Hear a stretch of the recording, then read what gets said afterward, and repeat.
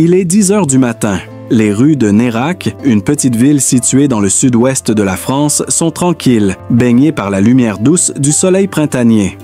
Pourtant, dans une maison modeste du centre-ville, une atmosphère particulière s'y prépare. Jeanne, une femme d'une trentaine d'années, a décidé qu'il était temps de changer sa vie. Elle a décidé de se lancer dans une aventure qu'elle n'aurait jamais imaginée quelques mois auparavant. Elle va défier Émilien, le champion incontesté des 12 coups de midi.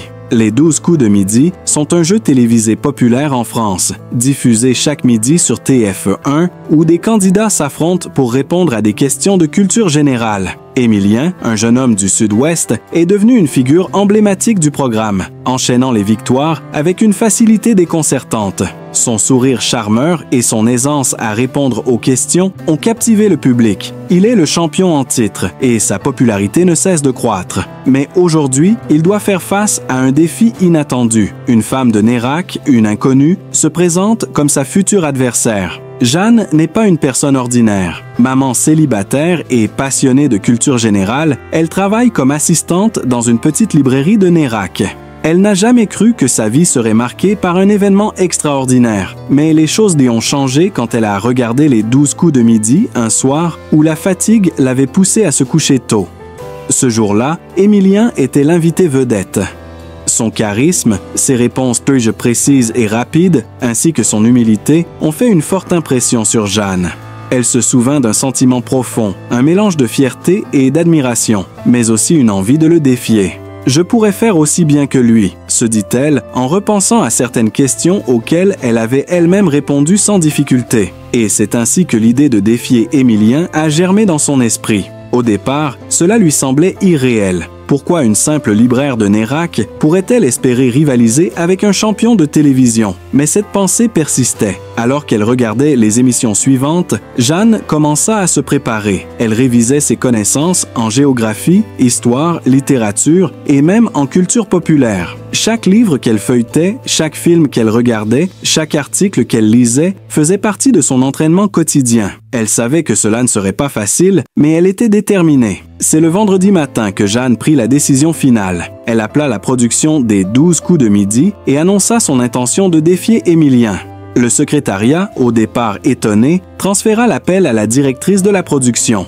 Cette dernière, après quelques vérifications, confirma que Jeanne pourrait participer à une émission spéciale dans laquelle elle affronterait Émilien, un duel tant attendu par les téléspectateurs. « Je suis prête à relever ce défi », dit Jeanne, sa voix tremblante mais déterminée. Elle n'avait aucune idée de ce que cela signifierait réellement de se tenir face à Émilien, mais elle se sentait prête. Son esprit était clair et son cœur battait fort. C'était sa chance de prouver non seulement à Émilien, mais aussi à elle-même qu'elle pouvait y arriver. Le jour du défi approchait. Jeanne passa les jours suivants à peaufiner ses connaissances, révisant tout ce qu'elle pouvait. Ses amis et sa famille étaient partagés entre le scepticisme et le soutien.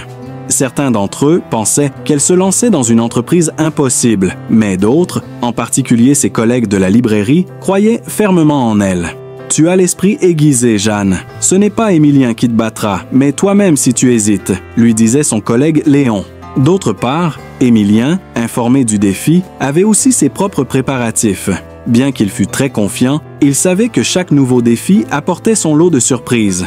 Depuis qu'il avait commencé sa série de victoires, il avait toujours gardé une bonne humeur et une attitude décontractée. Mais il savait qu'une femme de Nérac pourrait être un adversaire redoutable.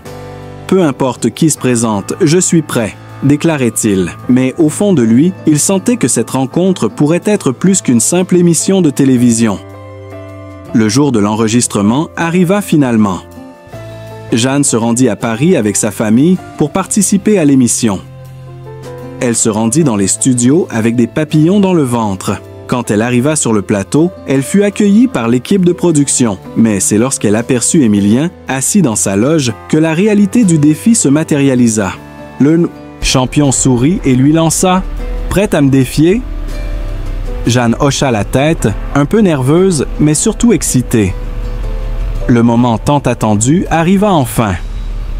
Les lumières s'allumèrent, la musique d'introduction retentit et les caméras commencèrent à filmer. Émilien, toujours aussi confiant, et Jeanne, concentrée, se placèrent sur leurs sièges respectifs. L'animateur, Jean-Luc Reichmann, annonça le défi. Aujourd'hui, Émilien, le champion des 12 coups de midi, affronte Jeanne, une libraire de Nérac prête à tout pour le détrôner. Qui l'emportera? C'est ce que nous allons découvrir. Le premier tour fut consacré aux questions de culture générale, un domaine où Émilien excelle. Mais Jeanne, malgré son stress, répondit avec précision et rapidité, ne donnant aucune occasion à Émilien de se détendre. Les deux candidats étaient au coude à coude. Les questions se succédaient et les deux compétiteurs, bien qu'amicaux, étaient animés par un désir intense de gagner. Puis vint la question décisive. Quel est le nom de la plus grande île de l'archipel des Canaries? Émilien hésita un instant, mais avant qu'il ne puisse répondre, Jeanne appuya sur son buzzer et donna la réponse correcte. Tenerife. Elle venait de prendre l'avantage et les spectateurs étaient en effervescence. Dans un dernier tour intense, les deux participants se donnèrent tout ce qu'ils avaient. Mais au final, ce fut Jeanne qui l'emporta. Elle avait battu le champion des 12 coups de midi. L'animateur, Jean-Luc Reichmann, la félicita chaleureusement et la proclama victorieuse. Le public applaudit à tout rompre. Émilien, souriant malgré sa défaite, félicita Jeanne. « Tu l'as mérité. Bien joué. » Zrenia, lui dit-il, reconnaissant de la lutte acharnée. Jeanne, émue et exténuée, sourit, consciente qu'elle venait de réaliser quelque chose d'extraordinaire.